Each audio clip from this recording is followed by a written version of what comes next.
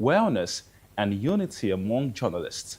Speaking during the flag-off ceremony in Abuja, the chairman said the week-long event would bring together journalists, media stakeholders, and development partners for activities focused on strengthening the profession and improving the welfare of practitioners.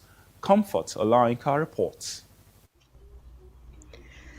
Chairman Nigerian Union of Journalists FCT Council Grace Ike disclosed that over 300 journalists are expected to benefit from the medical outreach designed to enhance the health and well-being of media professionals, stressing that journalism remains a demanding profession that requires practitioners to remain physically and mentally fit to effectively discharge their duties.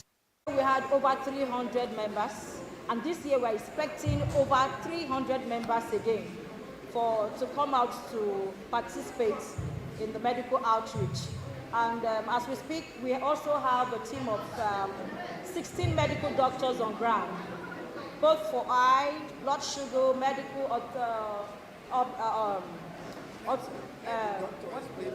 general consultant. So the doctor will be here to tell us more about that. But in general, we are expecting over 300 journalists to participate for today's medical outreach. Thank you.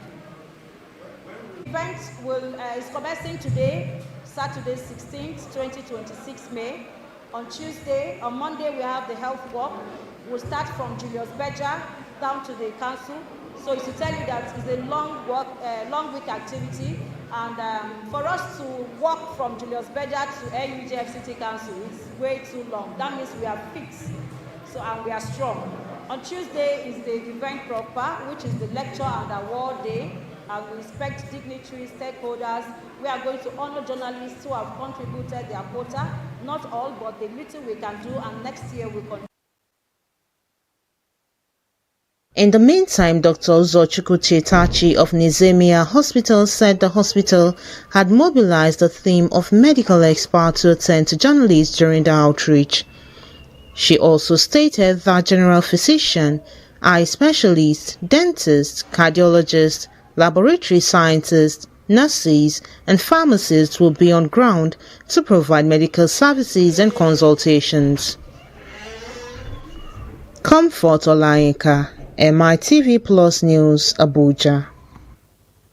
The camp lawyer to the Minister of the Federal Capital Territory Administration, Nyesom Wike, recorded victories in the All Progressives Congress House of Representatives primaries held across Rivers State on Saturday, with Martins Amalwele, Dumnamine Dekor, and several other allies emerging as candidates for the 2027 general elections. The primaries conducted in wards across the state were part of the APC's nationwide exercise to select candidates for the House of Representatives ahead of the next general election. Among the most prominent winners was Amalwele, Speaker of the Rivers State House of Assembly, a key ally of Wike who secured the APC ticket for the Obi-Akpo Federal Constituency after polling 17,968 votes. Announcing the outcome of the APC State Secretariat and Port Harcourt Chairman of the Election Committee, Wahab Owokoniran, described the exercise as peaceful and orderly despite widespread expectations of violence.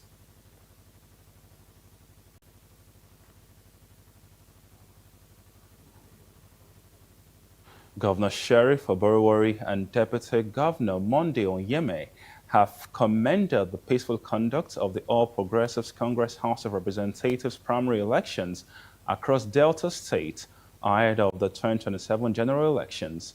Speaking after voting in Okwe local government area, Governor Oborowori described the exercise as peaceful, transparent, and reflective of the unity and growing strength of the APC in the state.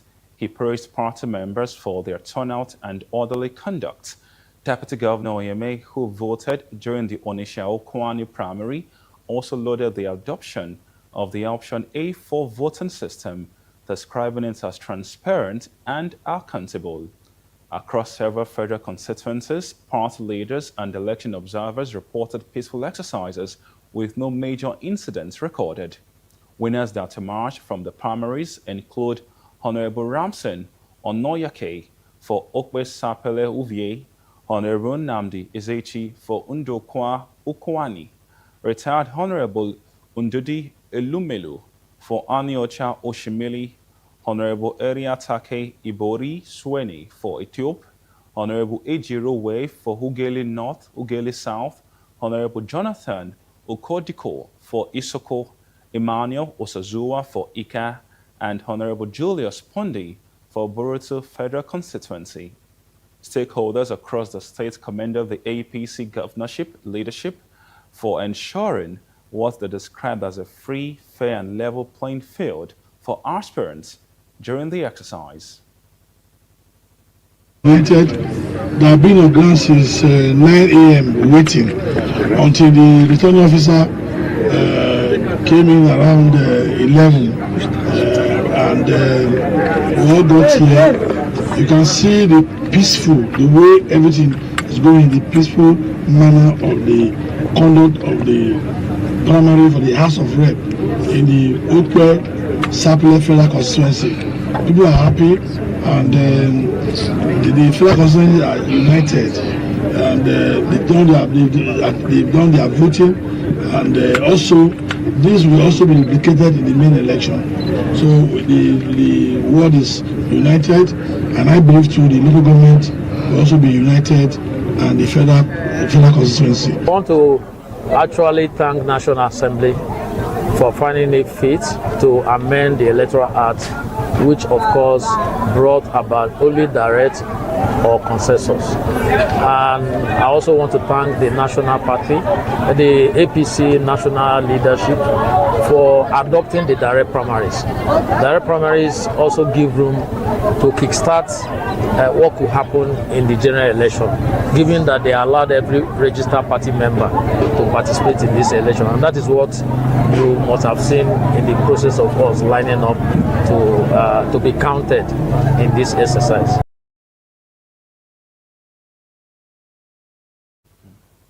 Members of the All Progressives Congress APC from Ogun Central Senatorial District have endorsed the senator representing Ogun West Senatorial District, Olamilekan Solomon Adiola, as the party's consensus governorship candidate for the 2027 election. The party members also endorsed Shoaiba Folabi Salisu as the senatorial candidate for 2027. Speaking while presenting Senator Adiola to party members at an event held at the MK Abiola Stadium, Kuto, Abeokuta, Governor Dakwa Abiodun said it was the turn of Ogun Central to endorse the party's candidate after similar endorsements by party members from Ogun East and Ogun West senatorial districts. He described the process that produced the Senator Adiola as unprecedented in the state, adding that it has become a reference point for other states in the country. He called on party faithful to embrace peace and unity ahead of the party's forthcoming primary elections. Earlier in his opening remarks, the APC state chairman, Yemi Sanusi, said the meeting was convened to discuss the party's processes and how to ensure unity ahead of the 2027 elections, while calling for decorum during the House of Representatives primary on Friday.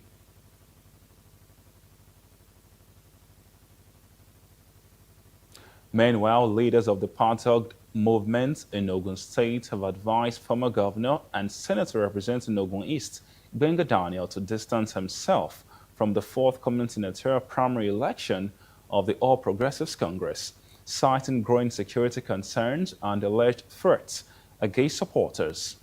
In a statement issued on Sunday and jointly signed by 35 members of the movement across Ogun East, the group said recent developments surrounding the party primary were inconsistent with democratic principles and fair play.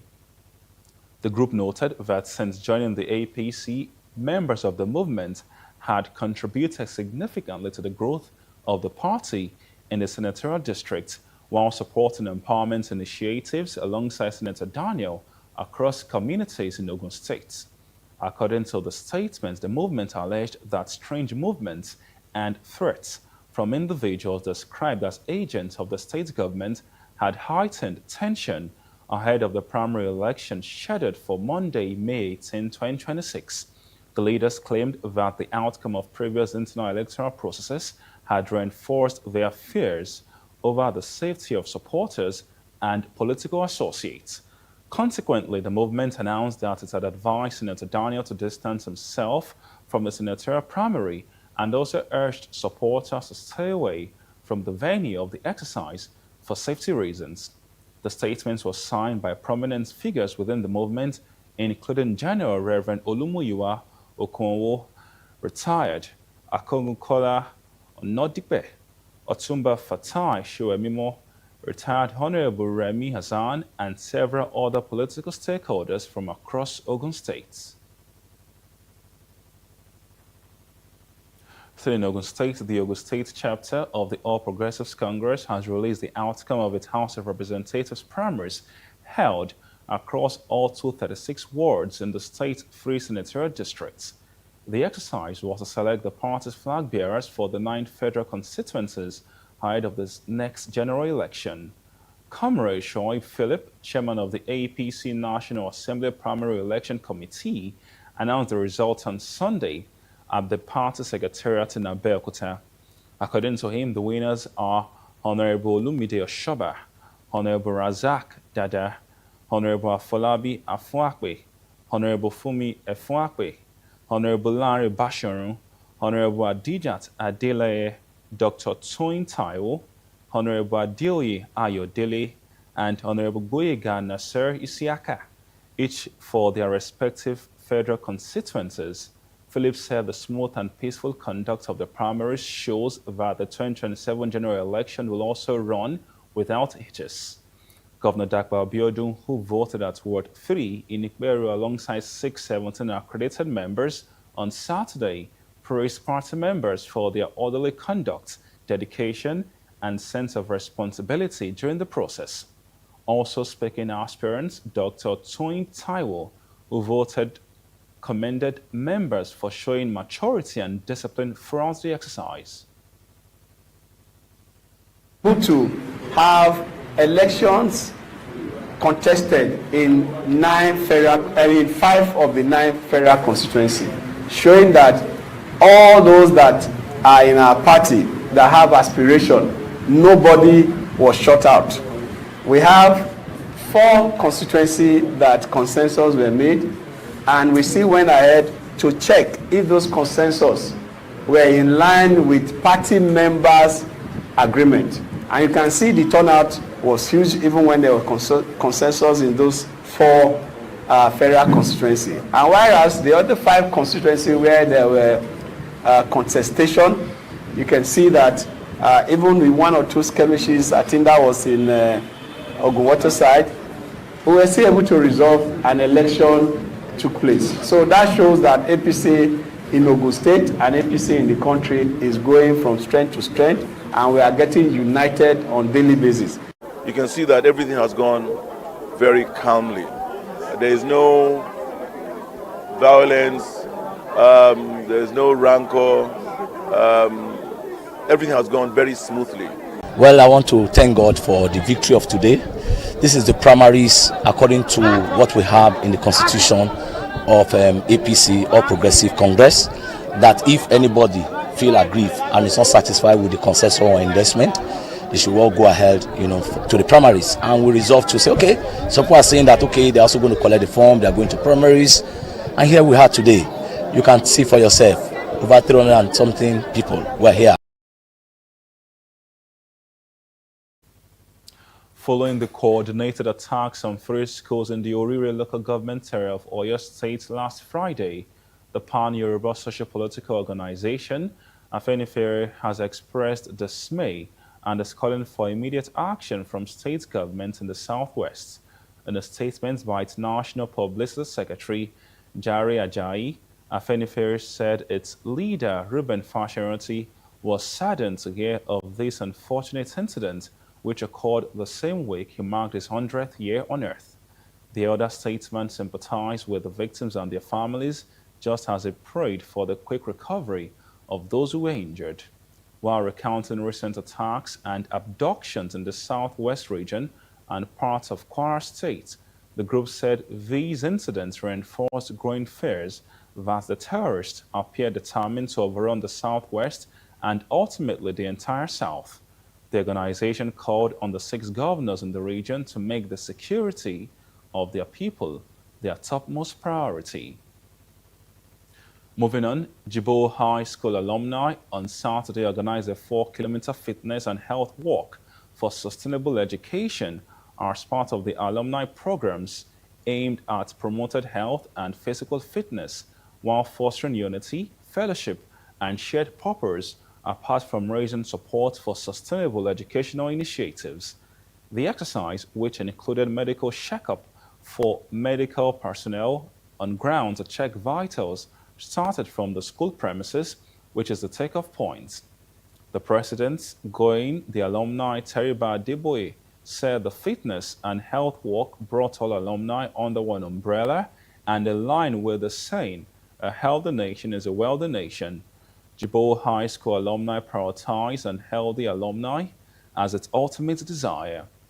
The immediate past president of JHS alumni, Tosin Kadri, said the alumni was committed to raising support for sustainable educational initiatives and making it a lasting legacy. The 4-kilometer walk started from the school premises through Herbert Macaulay Road beside the pedestrian bridge down to Ikorodu Road, Shiro Street, Akinsoji Street, Morocco, Isaac John, Fadei Roundabout, and back to the starting points. Looking at our age, so it's health work, and for sustainable health, you have to continue to work. And we now say health work for sustainable education, because to us, a continuum of whatever we have achieved, we have to pass to the generation coming after us. We need to be healthy to be able to give support as well. So the health and the healthiness of the alumni is the healthiness of the school as well. And as we work on giving back to the school, we work on our health as well. And ordinarily, this is something that is even expected for you to be doing like 5 times a week. So something that's expected for you to be doing 5 times a week, and if you have not done it for months or even years, you can imagine the kind of havoc you are causing to your health. So it is actually to promote and equally tell people that you need to please take your health seriously, and particularly walking is something that is extremely very important that we're expected to be undertaking on our daily activities. Right. That's number one. And when you're talking about education, education is something that is the bedrock, is the foundation of any society. So in as much as we are undertaking this health work, we are equally using the opportunity to promote education, advocacy on education, public enlightenment on education, the need for us to equally take our education seriously, and the need for an alumni association to equally continue to support wherever you are, the secondary school that actually produced you. You need to give back to the society, you need to give back to the school that produced you. So this is one thing we are doing today. We are combining health work and equally to be able to bond and network with our junior ones, network with those that are presently in the school, and for them to equally bridge the gap. I must commend the executive for this initiative of this health work, because I believe that a lot of us have not really been doing this health work for a very long time, and for me to be back among my fellow old students, having left this school about 43 years ago, to participate in this work, I feel it is a great thing. And I also want to encourage the executive to make sure that we have this on an annual basis, because there's nothing as good as having a sound health, because a sound health, a sound mind is a sound body. And now to the foreign scene. The World Health Organization, WHO, has declared an Ebola outbreak in the Democratic Republic of Congo a public health emergency of international concern.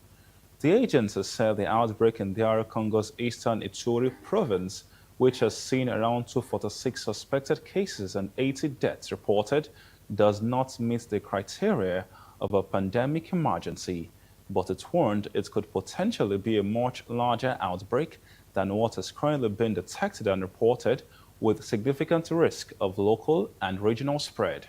The current strain of Ebola is caused by the Bundibugyo virus, the health agency said, for which there are no approved drugs or vaccines.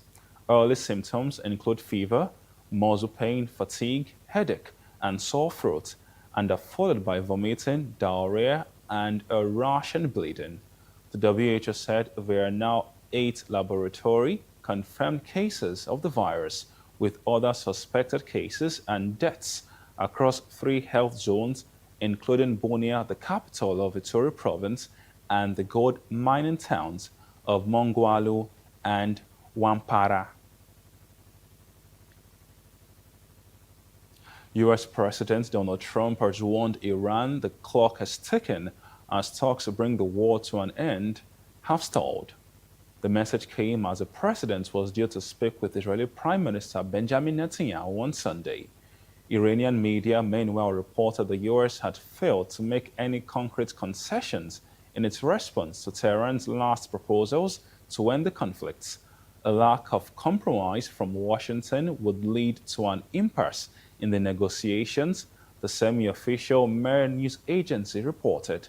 Trump's message echoed his threat that a whole civilization would die unless Iran agreed a deal to end the war shortly before the ceasefire was announced in early April. The president warned earlier this week that truce was on massive life support after rejecting Tehran's demands, labeling them totally unacceptable. Ismail Bagher, an Iranian foreign ministry spokesperson, insisted they were responsible and generous. And in the world of sports, the Confederation of African Football, CAF, will on Tuesday conduct the qualifying draw for the 2027 Africa Cup of Nations. CAF disclosed this in a statement published on its website today. The event will mark the start of the Road to the Continent flagship football tournament to be jointly hosted by Kenya, Tanzania, and Uganda. The draw, which takes place at the headquarters of the Egyptian Football Association, officially launches the next phase of the journey towards a tournament CAF hopes will unite an entire region. The 2027 edition, tagged AFCON Pamoja 2027, will be the first in the competition's history to be co-hosted by 3 countries. And to European football, Rasmus Højlund is set to join Napoli on a permanent deal from Manchester United after helping the Serie A side secure Champions League qualification with victory over Pisa.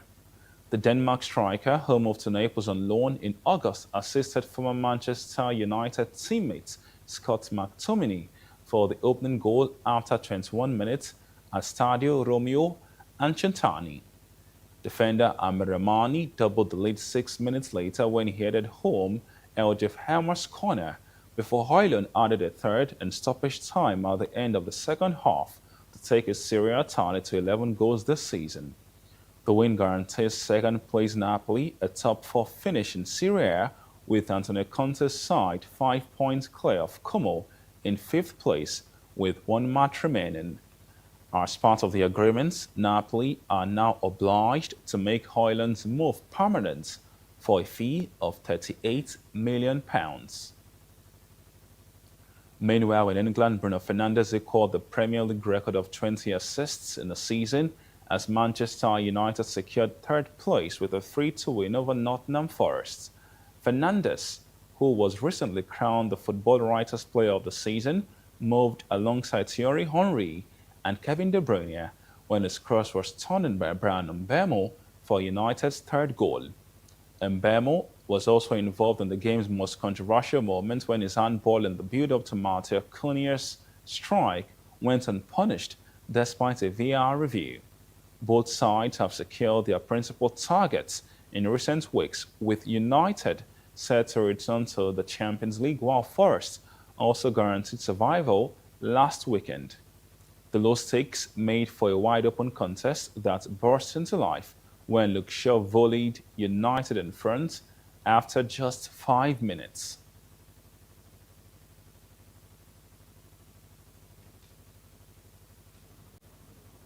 And that brings us to the end of our primetime news tonight. Please follow us on all our social media platforms. It's at MITV Plus on Facebook, at MITV Plus _NG on Instagram, TikTok, and X. You can also watch our programs live on YouTube at MITV Plus _NG. Please remember to click the like and subscribe button. I am Precious Aboigbe. Have a good evening.